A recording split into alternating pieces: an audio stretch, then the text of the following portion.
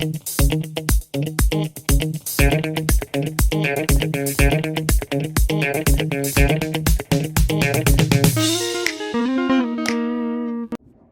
there, it's me again.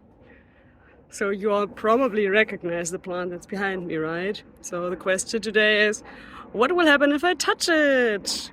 Although that one is too easy, right? So let's look at another question that might be a little bit more interesting.